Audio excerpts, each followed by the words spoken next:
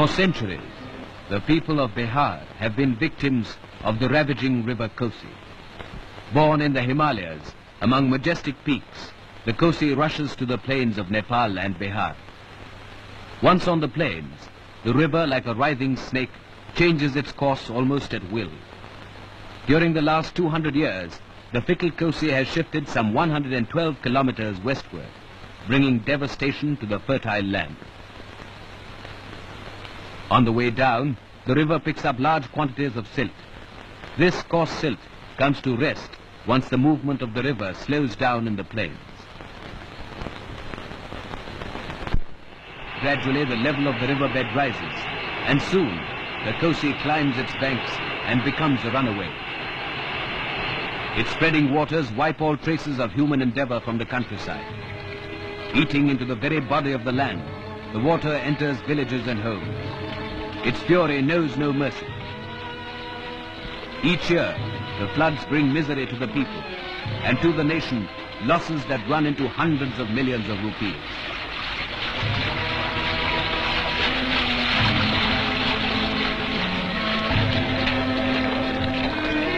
Communications are disrupted.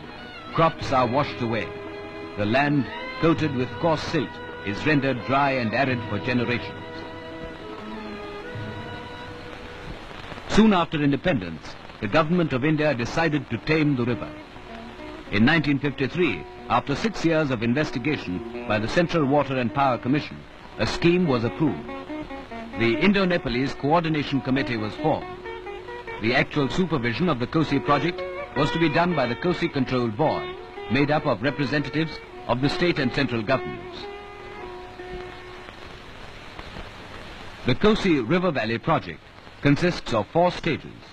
The first is the construction of earthen embankments to hold the river on one course.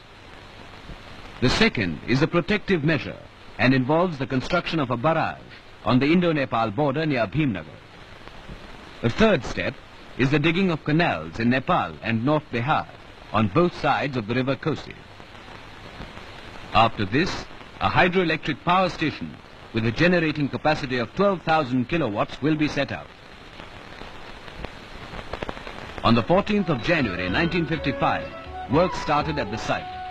Volunteers formed the bulk of the labor force. Some of them were members of state assemblies and members of parliament. Others came from the Bharat Sevak Samaj and cooperative societies.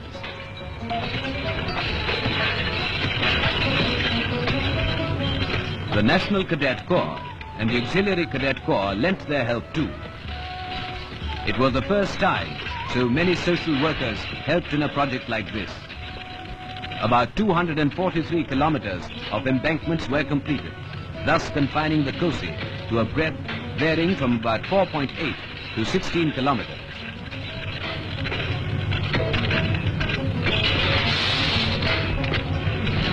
Ring bunds were built around the towns of Mahadevnath and Nirmali to re-protect them from flood. Eventually, 300 villages will be submerged. About 1,015,000 people have to be resettled at a cost of about 21 million rupees. But the cost and the effort are negligible in comparison to the benefits of this river valley project.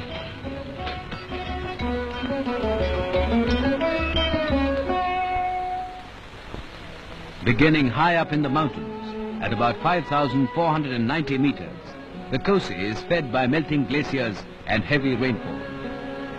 Draining an area of about 62,160 square kilometers, the Kosi is joined at Triveni by its 2 tributaries, Arun and Tamil.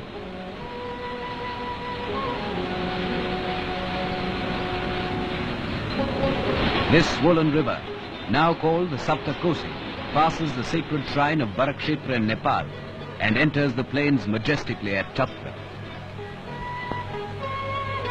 From there, it moves about 241 kilometers across North Bihar till it meets the Ganga in Purnia district. The Kosi, by flowing through Nepal and Bihar, links them and is the basis of the second stage of the Kosi project. Surveys were conducted and readings taken at the proposed site of the barrage.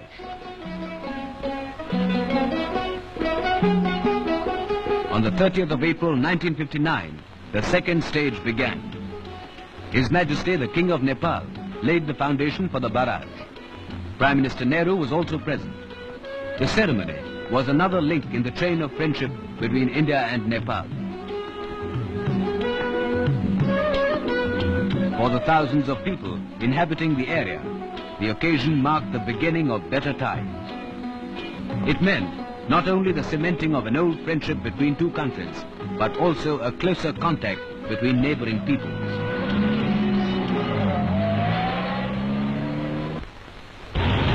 From the initial blasting of rock right through the numerous phases of the project, they are now working together for a common end.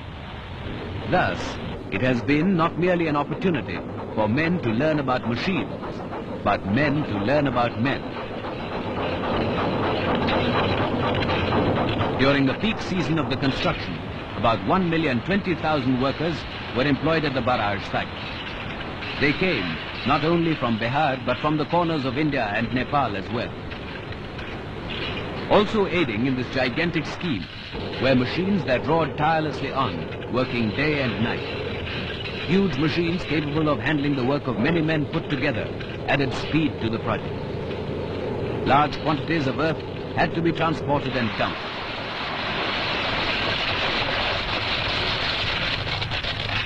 Some of those who had never been out of this hilly region learnt more than they had known before. And along with their knowledge, their standards of living rose too.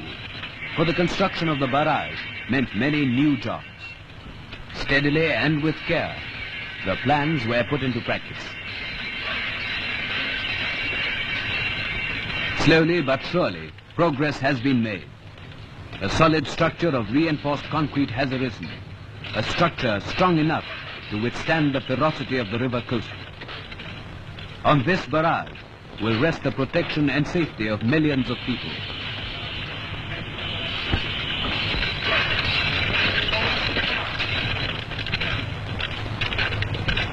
When completed in 1963, it will be capable of diverting water for irrigating more than 11,040,450 hectares of land.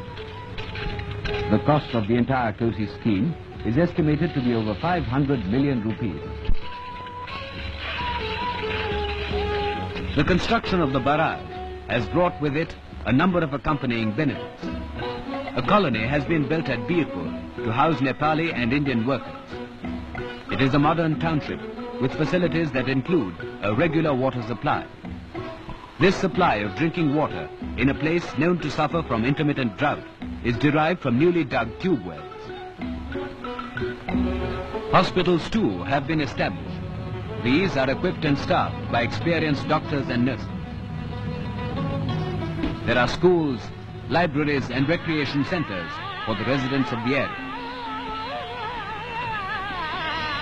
There are playgrounds too, which provide space for healthy exercise for children as well as grown-ups. The third step, which consists of digging canals, is now well underway.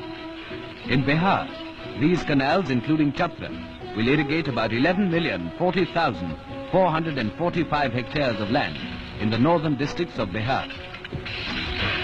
The crop yield here will total to a value of 23.5 million rupees.